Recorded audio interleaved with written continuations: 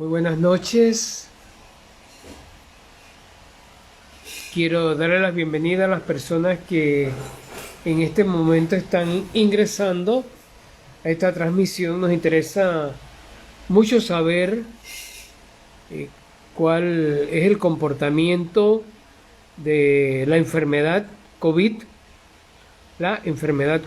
o sea, la COVID. Y si usted dice virus, es el COVID, que nos interesa mucho saber en otros lugares cómo lo han resuelto, cómo han tenido la oportunidad de llevar adelante esta crisis sanitaria. Y un país que nos llama mucho la atención porque tiene indicadores similares a Panamá es Uruguay. Y vamos a conversar con una persona conocedora de la situación de la enfermedad, bien conocedora de la situación en Uruguay. Él es Nacho Romero, que además él ha estado vinculado a un proyecto comparativo de la enfermedad en Uruguay y en Argentina. Y también vamos a ver la posibilidad de conversar con el director ejecutivo del Sinsan Sescos. Él es Pedro Saín, que va a... bueno, aquí tenemos a Nacho. Vamos a ver si... Muy buenas noches, Nacho Romero. Nacho Romero con nosotros. Nacho, muy buenas noches Hola desde Rafael, ¿cómo Panamá. estás? Rafael Candanedo. Estamos muy bien, muchas gracias, Nacho. Te agradezco mucho la atención de poder compartir este momento contigo. Tú bastante lejos. ¿Cómo está la temperatura ya tú estás en Montevideo? Por favor, es un gusto, es un placer. Saludos para todos ahí también. Y sí, Sí, bueno, muchas gracias. es un febrero bastante atípico porque solemos tener temperaturas de verano en esta época del año y hasta ahora lo único que ha pasado es que es lluvia. Y Sí, temperaturas no bajas, pero por lo menos en un sub y baja justamente. Un día fresco, otro día un poquitito más de calor, pero muchísima lluvia. Y la verdad que ha sido un febrero bastante atípico, pero todo está bastante bien, sobre sí, todo lo vinculado a la pandemia, ¿no? sí. Y dime una cuestión, ¿cuál temperatura aproximada? ¿Qué, 18 o 20? Y estamos en unos 20 grados, un poquito más, un poquito Ajá. menos. Ha sido bastante Bueno, cambiante incluso durante el día, con sol y con lluvia bastantes veces sí. intermitentemente. Bueno, nosotros estamos muy soleados acá y bastante temperatura alta, 33, 35 grados, así que es alta y Y estamos con en la pleno humedad de verano. siempre, me imagino, ¿no? Sí, siempre, claro, que a veces con lluvia y en este caso tenemos verano, está muy seco y hay bastante brisa que ayuda un poquito a refrescar a refrescar el ambiente. Y bueno, estamos a 3.460 kilómetros, es bastante, no, un poquito más, 4.000. Acabo de ver aquí, de buscar, y tú y yo estamos a una distancia de 5.460 kilómetros. Y nosotros a veces vamos acá más para Nueva York. Yo he tenido algunas veces ido a Nueva York, es 3.500 kilómetros. O sea, Y hoy donde en tú día mucho estás más, ¿no? desde Panamá que Nueva York. Hoy en Estás día a mucho cinco más, mil, además, porque aviones no hay, por ejemplo. Hay muy ¿cómo pocos. dice? Que hoy en día la distancia es un poquito más larga, porque vuelos casi que no hay. Bueno, sí, habrá que ir en lancha, en algo ahí, en bote. Sí, bueno, te agradezco muchísimo, Nacho, para compartir este momento contigo. Háblanos un poquito de ti para, ¿por qué tú aceptaste hablar sobre cómo se ha manejado la pandemia en Uruguay y eventualmente hablar también de Argentina porque has estudiado también el tema argentino, ¿no? Es más, creo que va a estar Pedro también. Y la idea es que se conecte Pedro, sí que tiene mucho más, más contacto con la Exacto. realidad argentina por motivos personales y profesionales y está mucho más al tanto. Yo la veo Sí, desde lo que se puede sí, observar y obtener a través de los medios de comunicación. sí, Pero exactamente. Pero bueno, pero a están pesar de cerca, estar ¿no? cerca, sí, claro, al estar cerca también eso ayuda y bueno, y siempre uno Sí, conoce gente del otro lado del charco, como decimos nosotros, y sí, sabemos más o menos por qué han pasado y cómo ha así sido el es. manejo de la pandemia allí, que tiene Sí. diferencias bastante importantes con Uruguay, ¿no? Siempre cuando se habla de la pandemia y uno hace la comparación, y creo que la comparación es buena porque eso ayuda a buscar soluciones. Siempre se habla de Uruguay, que en el caso panameño hay una ventaja porque hay indicadores que son similares, tanto indicadores económicos, bueno, nosotros tenemos desigualdad, ustedes no tienen esa marcada desigualdad que nosotros tenemos, y también la población, nuestra población es de 4 millones, la de Uruguay. ¿Cuántos son ustedes? ¿Como 3 millones? ¿4 millones? ¿Cuántos son? Un poco menos de 3,5 millones. Sí, hay medio millón en la diáspora en el exterior y en Sí, Uruguay hay 3,3 millones aproximadamente. sí. Bueno, da para comparar con Panamá en cuanto a población. Panamá tiene entre los indicadores más complejos, más complicados del mundo, porque dentro de poco vamos a llegar a 6.000 difuntos y estamos ya por encima de 200.000 contagiados. Ha sido muy grande. Estamos con Perú proporcionalmente, que Perú tiene una población mucho más grande. Sin embargo, entiendo que los indicadores de Uruguay son menores. Háblanos un poquito de esos indicadores, Nacho. Bueno, Uruguay tiene buenos indicadores. También es cierto que hay una ventaja comparativa por el tema de dimensiones, por el tema demografía, por las características del territorio nacional, pero también de los medios de transporte que se utilizan acá en Uruguay. Son mucho menos masivos, no hay metro, por ejemplo. Entonces, esas características previas también permiten un poco más de control y de observación y en consecuencia también realizar e implementar políticas más enfocadas. En el caso de Uruguay, con los datos que se presentaron hoy en esta jornada, los casos Sí, activos actualmente son 5.100 y Uruguay está en promedio, el P7 que se le llama, que es lo que mide el índice Harvard, el promedio de los últimos 7 días, eh, están en 14, casi 14 y medio, están en la zona límite entre el amarillo y el naranja, en zona naranja, pero bajando después de haber estado un día en zona roja, según el índice de Harvard, y bastantes días o bastantes semanas en la zona naranja cerca del rojo. Pero solo sí, un día Uruguay entró en la zona roja y después comenzó a descender tanto los casos activos como los casos diarios detectados y la positividad, sobre todo, que es uno de los indicadores también de referencia, que es el porcentaje de positivos sobre los test realizados, o sea, la cantidad de positivos sobre los test sí, realizados, que da ese porcentaje que también es un índice, si bien más variable, porque depende mucho de cuántos análisis se realicen por día, es un análisis también que hay que tener en cuenta. Esto dicho por expertos que están justamente detrás de los números de la pandemia y de las políticas que en definitiva se terminan implementando, ¿no? sí. ¿Y qué significa en cuanto a contagios diarios? ¿Cuáles son los lugares donde hay más contagiados? ¿Cuáles son las causas de esos contagios? Los departamentos, Uruguay se divide en 19 departamentos.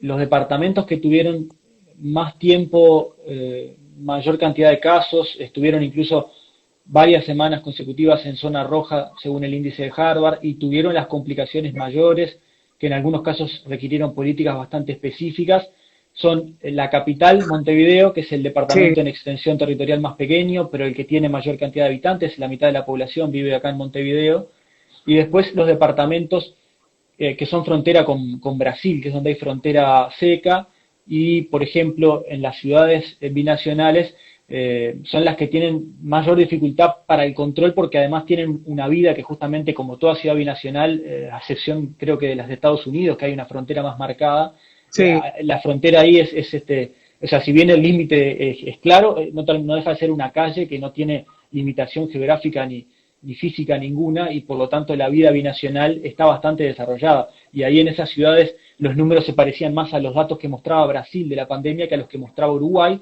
y eso así requirió que es. en un par de ocasiones el presidente de la República y el gabinete ministerial o las principales autoridades nacionales se trasladaran a esas zonas de frontera, realizaran reuniones, analizaran la situación e incluso que se adoptaran medidas específicas para esos puntos. Actualmente la zona de fronteras está en nivel naranja, los departamentos más complejos están en torno a un P7 de 20, esto en índice Harvard es 5 por debajo del límite Sí, entre naranja y rojo, y Montevideo también está un poquito abajo de eso. En todos los casos se observa también ese descenso que muestran los números de la pandemia actualmente en Uruguay. O sea lo sí. peor en principio en cuanto a la primera ola parece haber pasado, ahora los números están empezando a entrar en una meseta, hay que ver si la primera ola ya pasó o si puede haber un rebote o incluso una segunda ola que sea peor que la primera. Que la No, pues, ventaja que tuvo Uruguay es que logró postergar la primera ola, llegó bastantes meses sí. después que en el resto del mundo. Nacho, ¿nos podrías explicar un poquito o detallar sobre esas comunidades fronterizas? ¿Cuáles son los nombres? ¿Qué características tienen? Bueno, aparte de ser fronterizas. Bueno, el departamento, lo más al norte que tenemos es Artigas, que allí hay límites geográficos sí más Ajá, marcados, pero después está Rivera, que fue una de las ciudades que más complicaciones pasó, Rivera ciudad y Rivera departamento, pero esa ciudad de Rivera es fronteriza con Santana del Livramento y allí hay cerca de 170.000 personas que viven y la mayoría sí, es del lado brasileño, pero hay mucho intercambio de trabajo, de comercio, bueno, de vida familiar, de vida, sí, de todas las características normales que tiene una ciudad binacional sin frontera marcada. Y bueno, allí sí fueron bastante complicados los números en algún momento, incluso con los CTI bastante colmados en alguna ocasión, y se diseñaron planes estratégicos para derivar pacientes. Finalmente eso no llegó a ser necesario, por lo menos no se necesitaron medidas más drásticas. Y allí se registraron quizás las peores consecuencias de la pandemia desde el punto de vista sanitario. Otra de las ciudades es Chuy, allí también hubo un número importante de casos activos en algún momento, también de fallecidos. Hoy, reitero, en los dos casos empieza a retroceder la pandemia con la duda de qué va a pasar de acá en más, si se va a establecer en esa meseta, si va a seguir descendiendo o si se sí. puede volver a incrementar, que es también una de las posibilidades que no se descarta. Y también la situación allí genera las dificultades de que el gobierno decidió, como base de todas las demás políticas, no implementar cuarentena obligatoria. Y eso también, si bien permite otras posibilidades, también genera otras restricciones y quita algunas herramientas de la caja de la cual dispone el gobierno que justamente marca un poco la estrategia base de Uruguay para el manejo de la pandemia. Sí. Nacho, aquí alguien pregunta, bueno, primero quiero agradecerle en nombre tanto de Nacho Romero como el mío, Rafael Candanedo, la asistencia a esta conversación con Nacho, que nos está explicando, Nacho Romero, el comportamiento de esta enfermedad en Uruguay, uno de los países de América Latina que tiene indicadores más benignos, para decirlo de alguna manera, y que también nos va a hablar más adelante sobre cómo ha sido la situación en Argentina. Por supuesto que él está en Montevideo, pero tiene la proximidad, por lo menos a diferencia nuestra, que estamos a 4.500 kilómetros de distancia, él está allí mucho más cerca de Argentina. Y alguien pregunta, dice, ¿cómo es el sistema de salud en la atención primaria en Uruguay? Siempre se piensa que si los casos se atienden de inmediato acá abajo, no tiene que llegar al hospital, se atiende en la unidad inmediata, el médico de familia, de cabecera, no sé qué, o en la clínica del barrio, la cuestión puede mejorar. ¿Cómo funciona eso en Uruguay? Pues sabes, Rafael, que cuando estaba pensando en esta comunicación me armé un punteo de fortalezas y debilidades que Uruguay tenía antes Sí, del 13 de marzo, del 13 de marzo de 2020, que fue cuando se decretó la emergencia sanitaria en función de los primeros 4 casos que se sí, detectaron en el país. Y una de esas fortalezas era justamente el Sistema Nacional Integrado de Salud, que sí. es una cobertura universal del sistema de salud con acceso a ese derecho para la población que progresivamente a lo largo de los últimos años y con mucho énfasis en los últimos 3 periodos de gobierno, porque es allí donde se de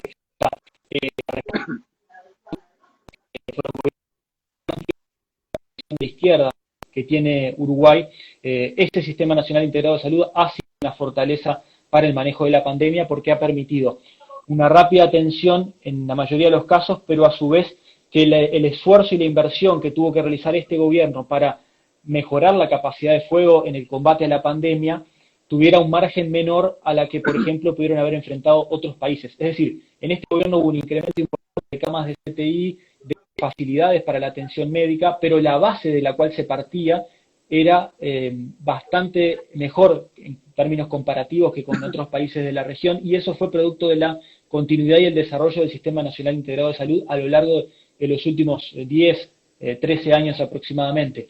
Ese punto de partida es una de las fortalezas que encontró esta administración actual del presidente Luis Lacalle Pou, que es el primer presidente que no es del Frente Amplio desde 2005 y que llega al poder a través de una coalición de partidos políticos de centro y de centro derecha que le permite justamente lograr la mayoría parlamentaria con la cual accede justamente a aprobar leyes y a tener garantías de gobernabilidad, y que hasta el momento también ha funcionado muy bien. Ese Sistema Nacional Integrado de Salud es uno de los puntos altos y se potenció a lo largo de la pandemia con algunas medidas rápidas que también tomó este gobierno.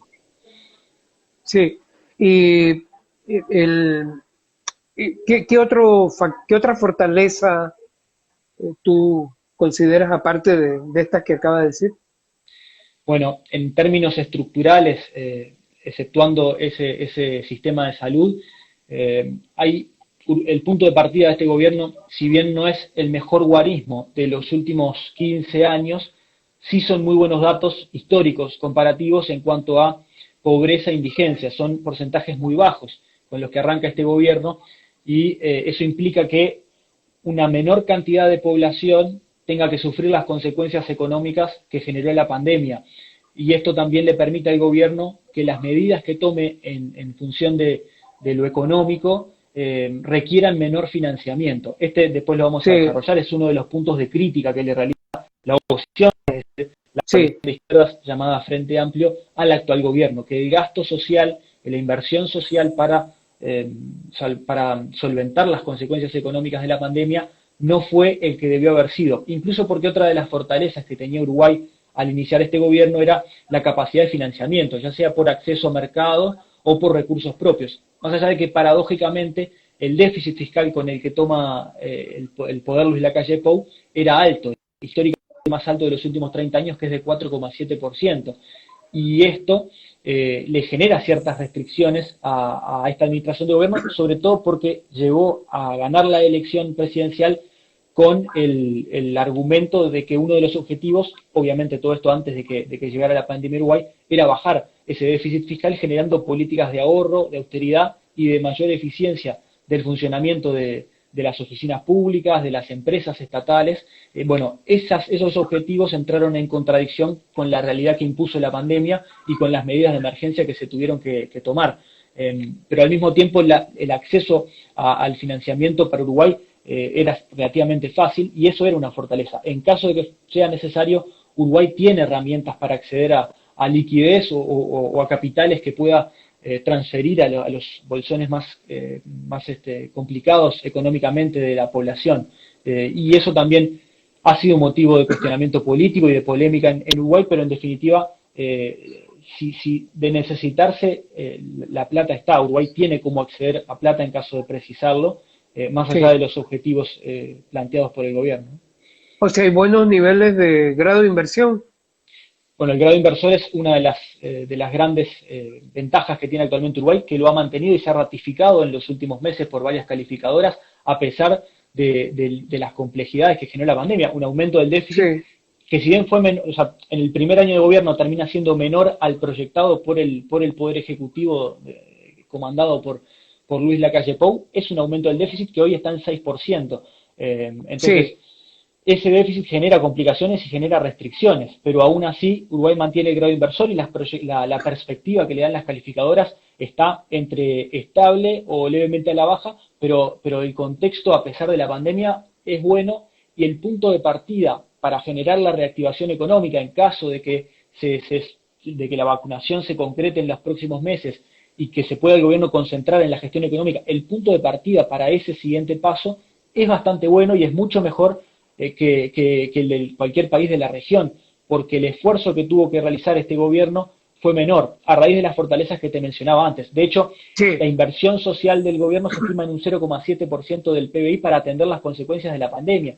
Estamos hablando de cerca de 700 millones de dólares, 1.200 millones de dólares si se incluyen ahí unos fondos destinados a garantías de créditos con facilidades para pequeñas y medianas empresas, pero el gasto puntual real es de 711 millones de dólares, y eso implica que también, al gastarse menos, la lectura que se puede hacer es que la necesidad era de gastar menos, es decir, el gobierno tuvo la chance de gastar menos de lo que le reclamaban o de lo que se gastó en otros países, porque el punto de partida era mejor. Más allá de que de todos modos hay un importante grupo de la población que sufrió muy rápidamente las consecuencias de la pandemia. El desempleo que dejó el gobierno anterior de Tabaré Vázquez estaba en 8,9%. Automáticamente que llega la pandemia y que se toman ciertas medidas de cierre de áreas económicas relevantes para bajar la movilidad, que esa fue la alternativa de la calle Pou a la cuarentena obligatoria, cuando se toman esas medidas y mucha gente entra o en seguro de paro o en desempleo o en herramientas específicas que se diseñaron para atender esa situación, muchísima gente terminó, por ejemplo, necesitando de las ollas populares que proliferaron de forma asombrosa en Uruguay y que indican también cierta vulnerabilidad de la población, y que allí se generó justamente a través de la solidaridad la respuesta de la gente, porque las ollas populares son básicamente emprendimientos solidarios de personas que se particulares, organizan, claro, de particulares que se particulares. organizan para, a Sí, través de donaciones o incluso en ocasiones de plata sacada del propio bolsillo, sí, generar justamente alimentos, una cena, un almuerzo y darlo solidariamente a los que estaban más complicados. Y fue muchísima sí. la cantidad de gente que necesitó de esa asistencia. Y acá se pueden hacer dos lecturas. Por un lado, ¿por qué el Estado no terminó ayudando a esas personas que necesitaron de las ollas populares? ¿Qué faltó para que las ollas populares no Sí, proliferaran o no aumentaran en esa magnitud? Y también, esa crítica se puede hacer al gobierno actual. Y la crítica que se puede hacer al gobierno anterior es por qué tanta gente en tan poco tiempo terminó quedó necesitando de esas la ollas pobreza. populares. ¿Qué había que no estaba ajustado en Sí. términos económicos en cuanto a la calidad del empleo o a la sustentabilidad del empleo? Más allá de que obviamente la pandemia generó un sacudón sin precedentes en el país. Bueno, problemas estructurales que van más allá de la política partidista, ¿no? Pero me gustaría, Nacho, tenemos aquí a Angelo y también a Pedro, ellos quieren entrar, pero aquí dice que solo puedo tener a un invitado a la vez. ¿Tú tienes forma de invitarlos a ellos? Podemos, podemos, Inténtalo. me puedo escalentar yo y entra Pedro y habla Sí, y también da su sí, opinión, por supuesto. sí, perfecto, muy bien. Me gustaría intentarlo. Te agradezco mucho todo este relato, agradezco a las personas que están interviniendo, que están ingresando aquí. Hay un grupo grande, aparte de las personas que no lo estén viendo ahora o que quieran verlo, va a quedar en mi galería la grabación de esta conversación con Nacho Romero. Es José Ignacio Romero, ese es el nombre. Ese es el nombre, correcto. José Ignacio Romero, el Sí. nombre religioso. Pero eh, popularmente Nacho. Es así, Nacho, todo el mundo te dice Nacho. Sí, sí, es más común el apodo de Nacho para los Ignacios. Sí, es bastante normal acá en Uruguay, así como en España sería Iñaki, me imagino. Y bueno, Iñaki en algunos lugares, en otros lugares Nacho, ¿no? Iñaki sería para los vascos, Por ejemplo. pero los Nacho en el resto, ¿no? En Sí, Castilla. también, Bueno, también. el asunto es que es muy interesante y creo que pudiéramos también hablar un poco más, profundizar de lo que estás diciendo y también hablar del terreno económico interesante, lo que está señalando. O sea, pareciera como que la cuarentena dañó más la economía que la misma pandemia a la salud. Pareciera eso, ¿no? Bueno, de hecho, el hecho de que no hubiera una cuarentena obligatoria generó seguramente menos complicaciones que suelen generar las cuarentenas. Por ejemplo, las situaciones de salud mental, la ansiedad, el estrés, la incertidumbre. Incluso en Uruguay se ve algo muy particular. Ni bien se decreta la cuarentena obligatoria, perdón, si ni se decreta la emergencia sanitaria y el presidente de la República resuelve no implementar la cuarentena obligatoria, que es algo, era una herramienta a la cual apelaban prácticamente todos los gobiernos del mundo y por lo menos incluso en la región, Argentina la implementó casi que de inmediato, es una de las más largas del mundo, ha tenido muchísimas prórrogas, así como también muchísimas excepciones, y en los días previos a que el gobierno o el presidente de la República tomara la decisión de decidir por una cuarentena obligatoria o buscar otro mecanismo, el propio presidente de la calle Pou reconoció que esos días fueron los de mayor soledad, los que sintió mayor soledad por tener que tomar esa decisión, y él explicó que la cuarentena obligatoria iba contra sus principios que implican justamente partir de la base de la libertad, y después él lo llamó la libertad responsable, que era la forma que le Sí, dio simbólica para apelar al distanciamiento físico sostenido, a los cuidados personales, al uso de tapabocas, y se hizo mucho hincapié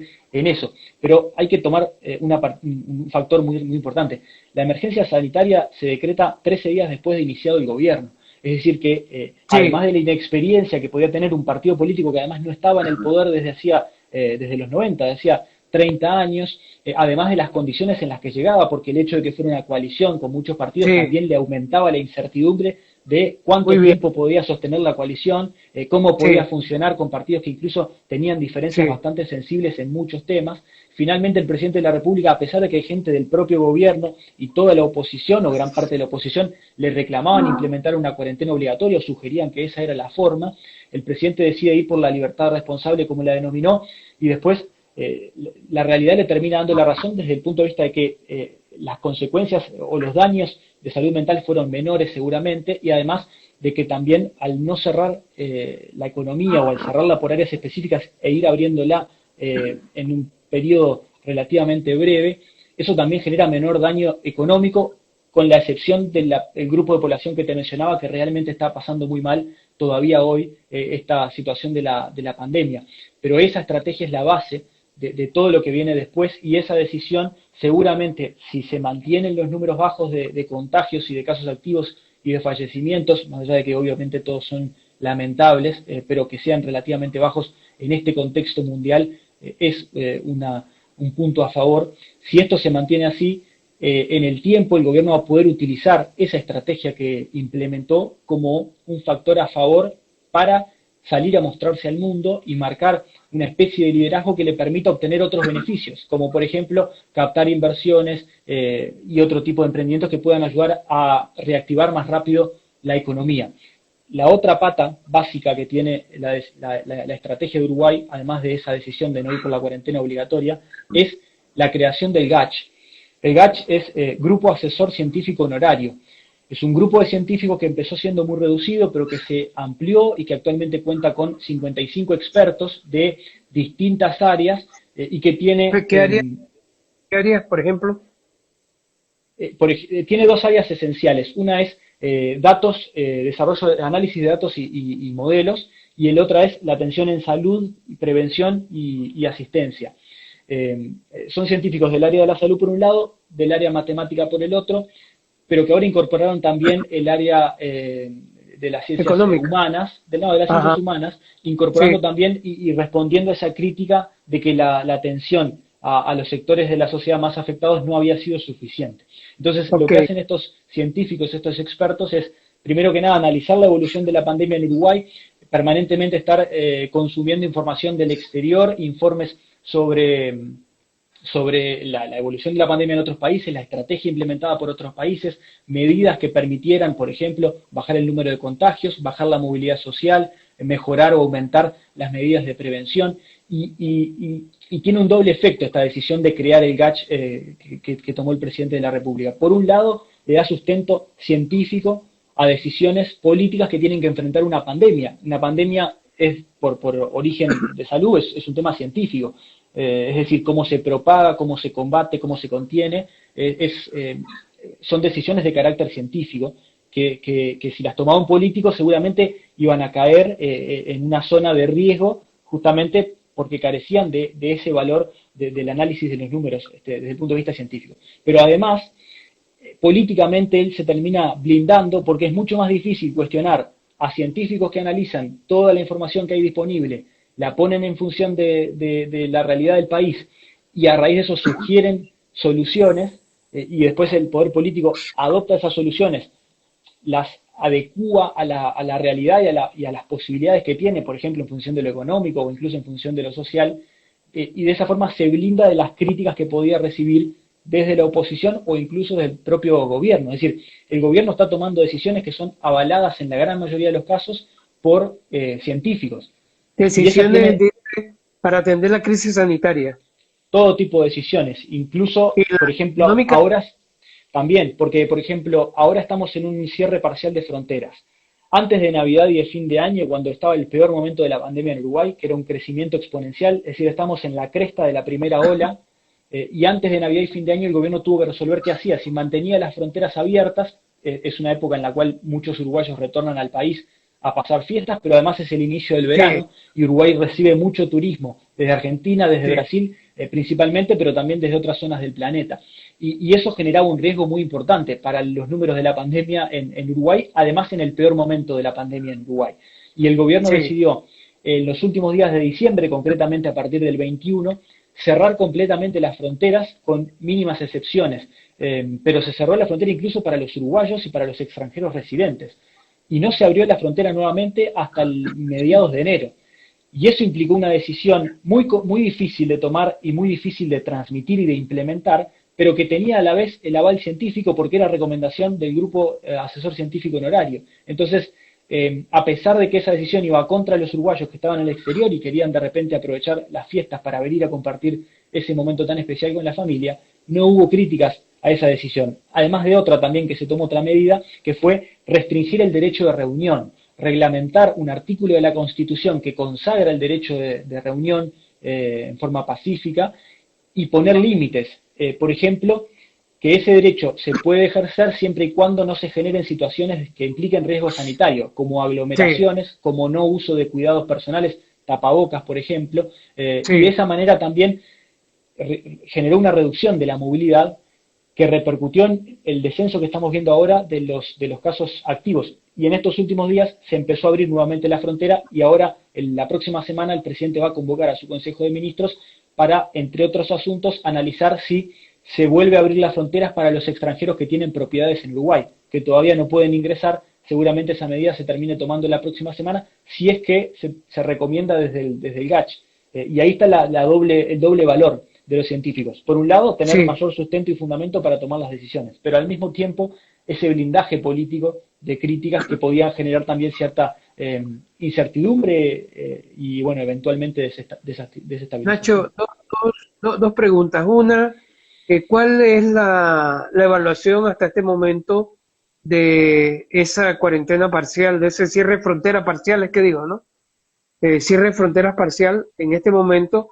Y hay una diferencia entonces entre la calle y Bolsonaro. O sea, porque Bolsonaro no le ha hecho mucho caso a ninguna opinión científica ni nada. ¿Cómo? No, no es que quiera compararlo, sino quizá Bolsonaro nos, porque tiene más repercusión, nos sirve más de elemento comparativo.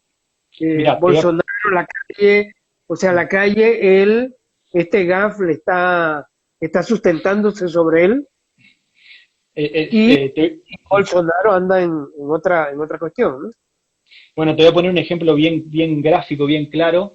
Hace 2 semanas se reunieron en Brasilia la calle Pou y Jair Bolsonaro. Fue la primera salida al exterior del presidente de la República. En todo La su mandato, foto, porque nunca había salido, ¿no? no Siempre estuvo en porque, cuarentena. porque sus Desde que, planes de viaje y de relaciones sí, exteriores se condicionaron también por la pandemia y eso le limitó los sí, viajes. La primera correcto. reunión con otro jefe de Estado que tuvo, si no recuerdo mal, que tuvo la calle Pou fue en Anchorena con Alberto Fernández, el presidente argentino, un mes atrás aproximadamente. Anchorena Sí, es una estancia de una residencia presidencial que está al oeste del departamento, en la costa del río Uruguay, en Colonia, un departamento de esa zona. Y ese sí, fue el primer encuentro bilateral físico, presencial que tuvo. Sí había tenido encuentros por Zoom, por videollamada, sí. incluso el Mercosur se había reunido en esas condiciones.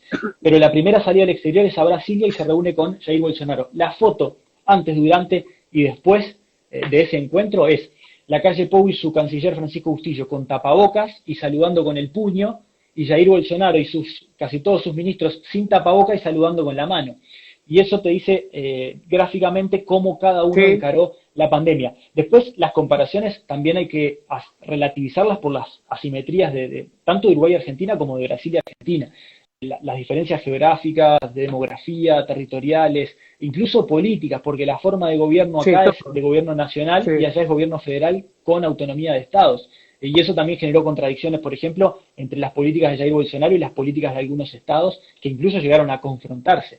Entonces, esas diferencias en Uruguay no estuvieron, y eso también es otra de las fortalezas previas de Uruguay que yo me había marcado, que es la institucionalidad del país. Y eso se construye con el aporte de todos los partidos políticos que gobernaron desde la salida de la dictadura en el 85, pero también desde los partidos políticos desde el rol de oposición, porque se respetan ciertos márgenes, más allá de las críticas que puedan realizar los partidos que van quedando en la oposición en cada periodo de gobierno. Hay ciertos márgenes que se respetan e incluso hay leyes que se votan por unanimidad, y esta pandemia también mostró eso. Muchas leyes de asistencia social, de asistencia a empresas, de asistencia a trabajadores, que se votaron por unanimidad y de forma muy rápida por el Parlamento uruguayo, y eso también muestra una fortaleza institucional que a su vez genera mayor respeto de la población a lo que desde el poder A la político se decisión. plantea, y reduce Sí. el margen de insubordinación a las recomendaciones, más aún cuando no hay órdenes, es decir, no hay cuarentena obligatoria.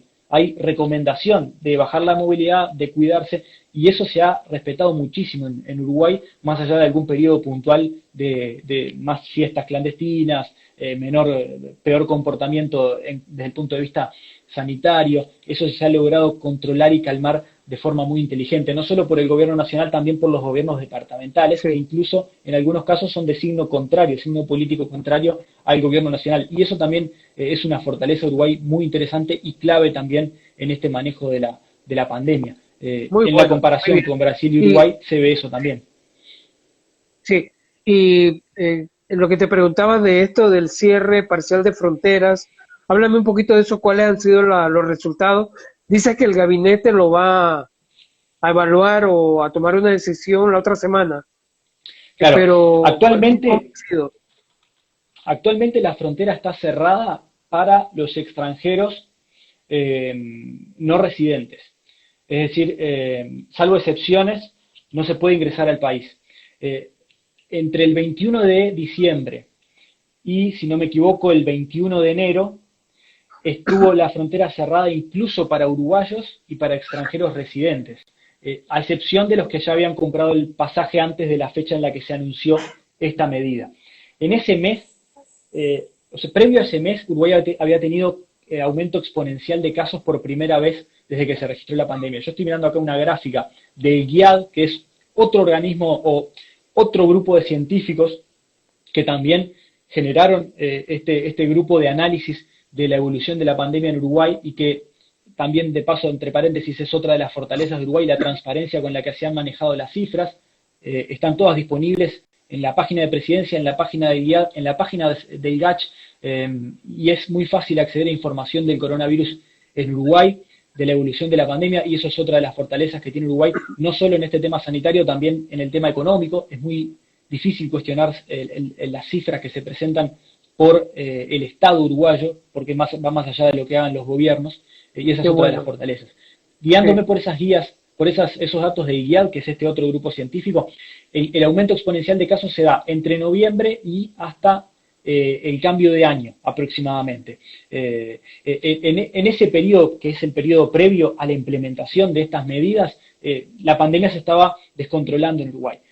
Ante ese descontrol, el GACH recomienda ajustar las riendas, generar ese cerco, bajar la movilidad, tomar medidas que empiecen a hacer bajar los contagios. El gobierno toma esas medidas de la restricción del derecho de reunión, o por lo menos su reglamentación, que en los hechos es una restricción, y el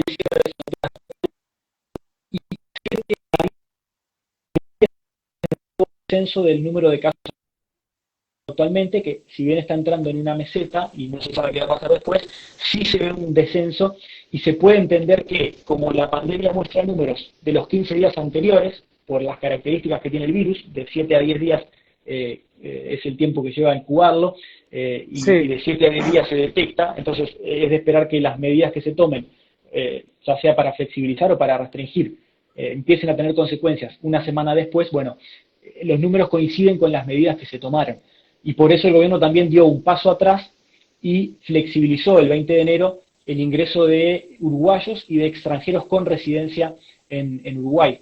Y ahora lo que se va a analizar, que es también un pedido del sector turístico, que es uno de los más afectados por la crisis económica, porque estamos en verano y es cuando el sector turístico tiene mayor desarrollo de su actividad. Uno de los pedidos es que se permita el ingreso también de extranjeros residentes, que son muchos, porque el intercambio de Uruguay con Argentina, sobre todo de flujo de capitales, de flujo de personas, pero también con brasileros, es muy amplio. Históricamente hay muchísima conexión y de hecho el turismo, el servicio turístico es el primer servicio de exportación que tiene el país y justamente este año esos ingresos no estuvieron. Entonces, para empezar a no recuperar, porque es irrecuperable, pero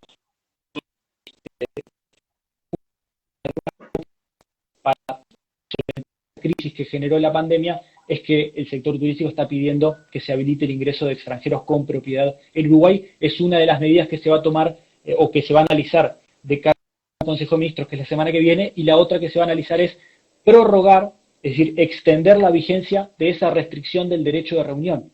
Hoy el ministro del Interior de Uruguay, Jorge Larrañaga, planteaba justamente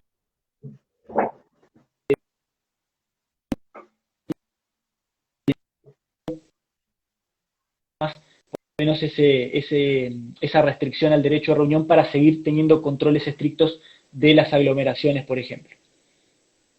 A mí me gustaría, Nacho, que en los minutos que nos quedan podamos hablar tanto del futuro, cómo se piensa seguir controlando la pandemia a partir de la experiencia vivida.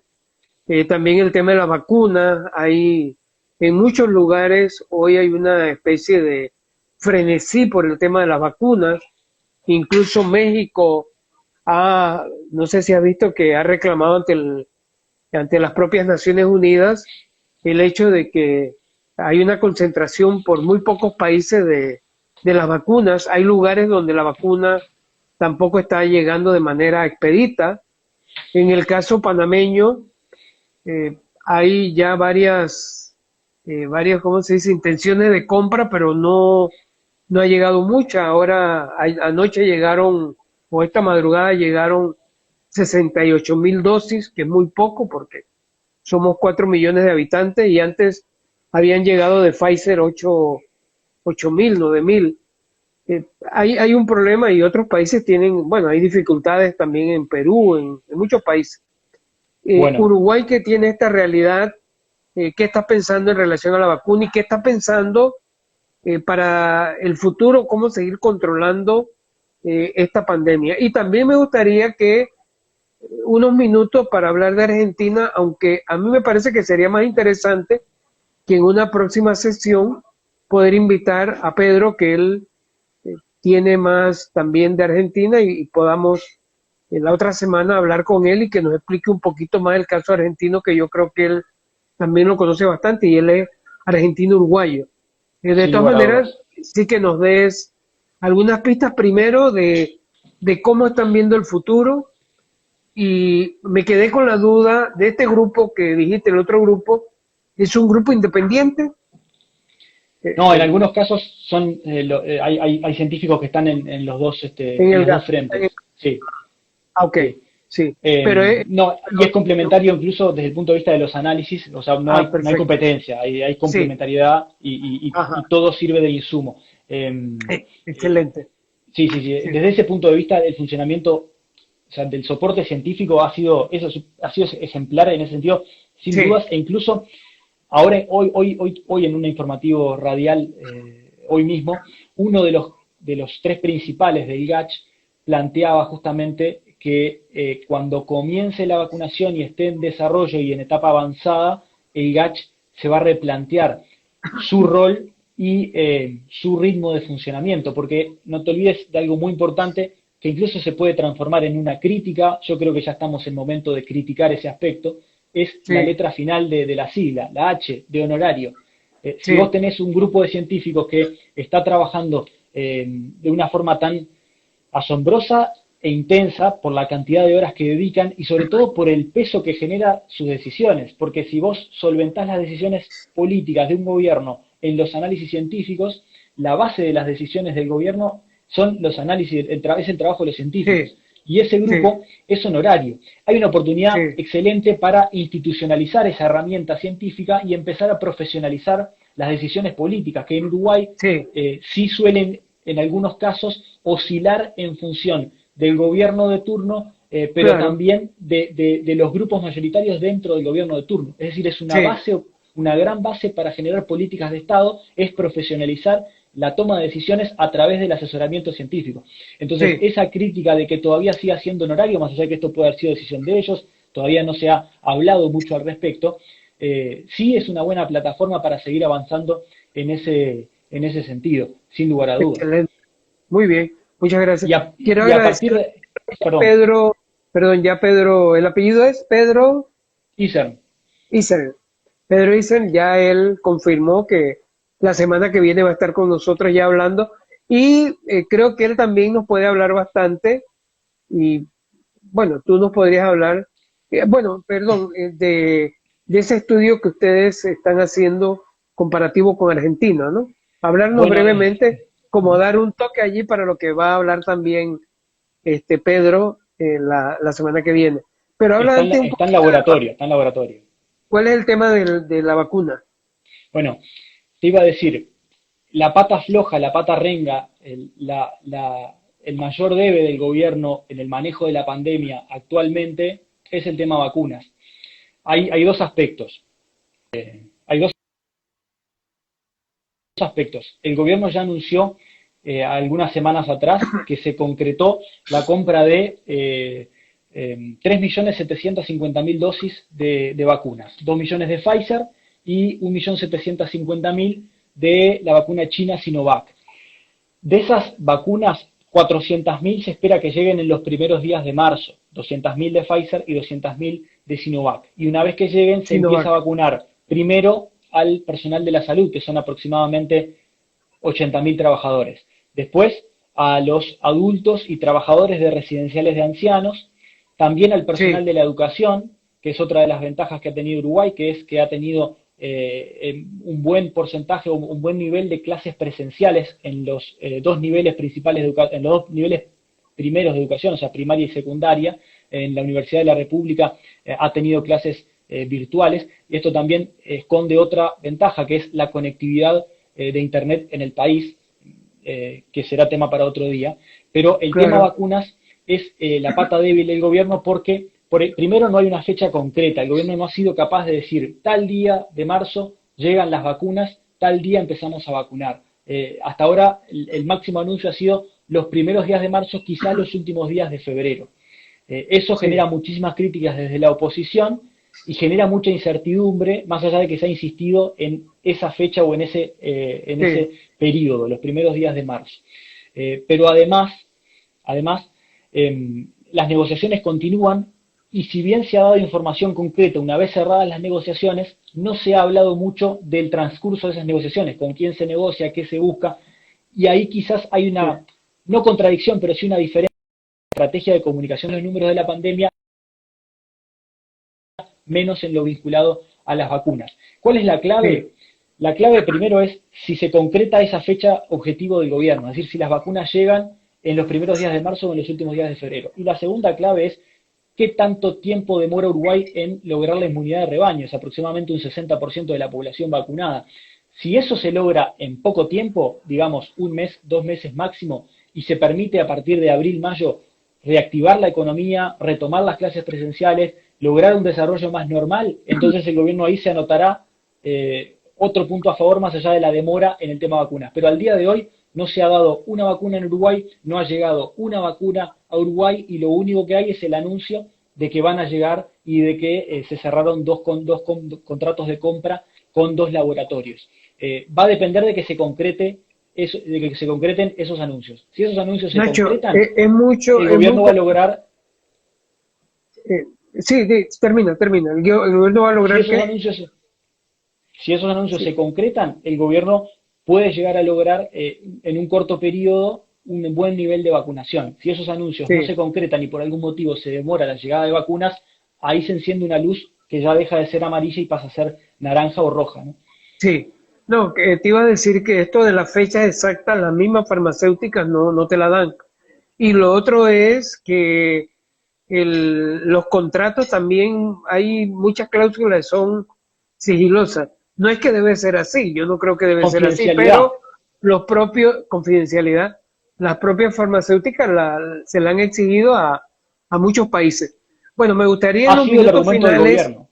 sí, me gustaría en los minutos finales, Nacho Romero, que me dijera, vamos a plantearlo de esta manera, sobre ese estudio Uruguay-Argentina que ustedes han hecho y algunas cifras de Argentina. Creo que no, no hay cuestiones para comparar, pero sí cómo se ha resuelto en un lugar y en otro, aunque sea de una manera breve, porque ya confirmó Pedro Isel que él va a hablarnos, creo que puede ser en 8 días, ya más concretamente sobre esto. Y ahí tenemos otra voz y de paso felicitarte a ti y agradecerte porque he quedado bastante ilustrado con tus explicaciones del caso uruguayo. Aunque Por nosotros favor, en ha sido un Panamá decimos gusto. uruguayo, debíamos decir uruguayo. Siga, Nacho. Uruguayo. Tengo un amigo panameño que siempre me recuerda cómo ustedes dicen toalla y cómo nosotros decimos toalla, entre otros ejemplos. Y lluvia, Muy por bien, ejemplo. muy Sí. bien. Pedro es el ideal para hablar de Argentina. Sí, Va a hablar pero con propiedad total. dime un poquito algunos datos del caso argentino y ese estudio, algún dato del estudio que él nos va también a desarrollar más. La base del estudio, parte del punto de partida del estudio es el rumbo que tomó cada país en función de la estrategia que eligió para contener la pandemia. Argentina optó por la cuarentena obligatoria, Uruguay optó por la libertad responsable, según Sí, según el bautismo que le dio a la estrategia el propio presidente de la República. ¿Qué sí, implica eso? Que las consecuencias económicas, humanas, sean totalmente distintas. Mientras la cuarentena argentina implicó un montón de prórrogas, un periodo de extensión único en el mundo y muchísimas restricciones para trabajar, cierre de comercios, multas por andar en la calle, multas que incluso después en el transcurso de la propia cuarentena se cambió la política que se implementaba, es decir, se multaba al principio, después se dejó de multar. Bastantes, no sé si llamarlo incongruencias, pero sí por lo menos aspectos cuestionables sí, que generan las características principales de una estrategia. Pero además la cuarentena tenía muchas excepciones y algunos servicios considerados esenciales son cuestionables si eran esenciales o no eran esenciales. Pero de todos modos esto le dio tiempo al gobierno para acomodar un poquito mejor sus capacidades sanitarias. Y acá vamos al punto de partida, que es más complejo en Argentina que en sí, Uruguay porque además también las características del país son muy distintas. sí, La población, la cantidad de gente que vive en Buenos Aires, en Gran Buenos Aires, en las provincias, genera muchísimo más complejidad para la toma de decisiones. por supuesto, por supuesto.